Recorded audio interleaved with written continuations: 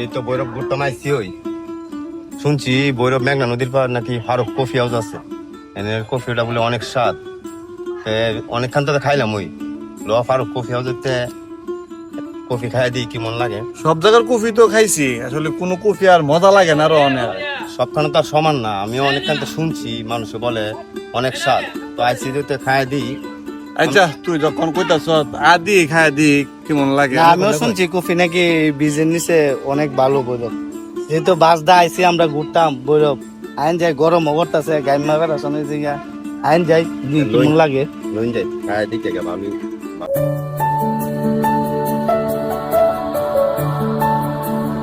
ভাই কি খাবে? শোনো ভাই, আমরা আসছি শুধু কোল্ড কফিটা খাওয়ার জন্য, তোমাদের এখানে সবচেয়ে স্পেশাল যে কোল্ড কফিটা আছে সেটা আমাদের খেতে হবে। হ্যাঁ ঠিক আছে।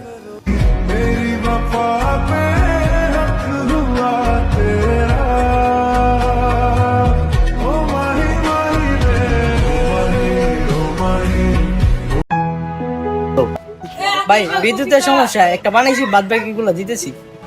কিরে কাজ কর, এই যে তার আগে তো কফি খাইছে না, কফিটা হেরই দেলা তুই পরে গেছে আর তার কফি আইতাছে। হ্যাঁ আরে বেটা দে, আমার গরম করতেছে করে দিস, পরে তো কারেন্ট আইলে দিব, দিলে পরে খাওয়াই। আরে বেটা দেখ না আমি খাই নে তুই খা।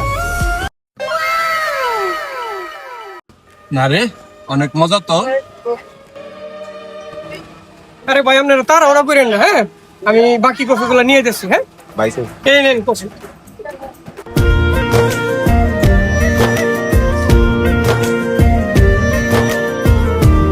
ভাই বসেন।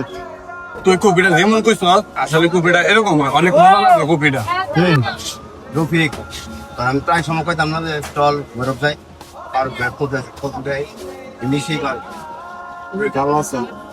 বৈরবের সর্বপ্রথম কফি হাউস প্রতিষ্ঠিত করছে এই ফারুক ভাই, আর দীর্ঘ 2 যুগ আগে থেকে যে স্বাদ পাইছি এখনো সেই 2 যুগ পরে সেই একই স্বাদ, মানে যেটাকে অতুলনীয় স্বাদ বলা হয়।